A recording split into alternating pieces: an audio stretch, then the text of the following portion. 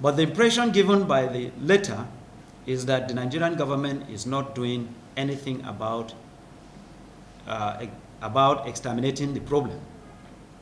We do not want the UK to be misled by the current report into believing that the Nigerian government is either laxed about the situation or is supporting the insurgents.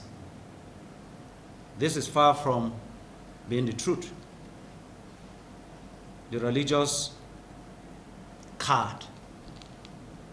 The most misleading aspect of the letter is the claim that the attacks are purely religious and targeted only at Christians. The letter reads in part, and I quote, "We write following the publication of a new report by a Nigerian human rights group, Intersociety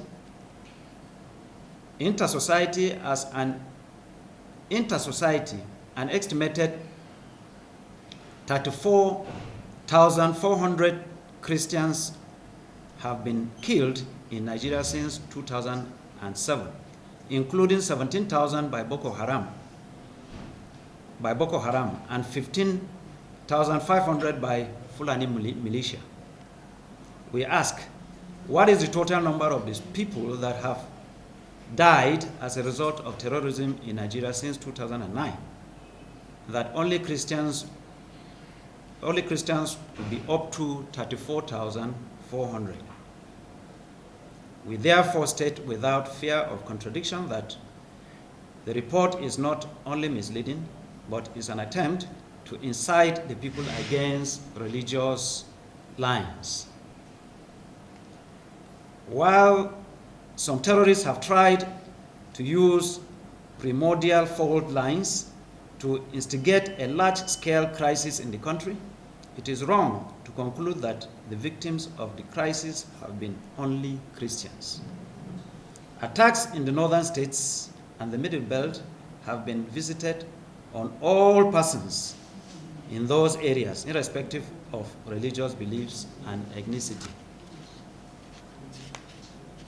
In fact, the demographics of the affected areas indicate that non-Christians have been at the receiving end of such atrocities like killings, rape, abduction, arson, etc. by the terrorists. The areas worst affected by the attacks in the northeast include the northern and central parts of Borno State, which are populated mainly by Muslims. Same with the other parts of the northeast, like Yobe and Adamawa states. In the northwest, all the areas affected, like Sokoto, Zamfara, Katsina, with the probable exception of Kaduna State, are also 100% Muslims. Even in the Middle Belt states, the crisis cannot be termed religious as well, because people of different faith in the states like Niger, Nasarawa, Plateau, and Benue have suffered similar fates.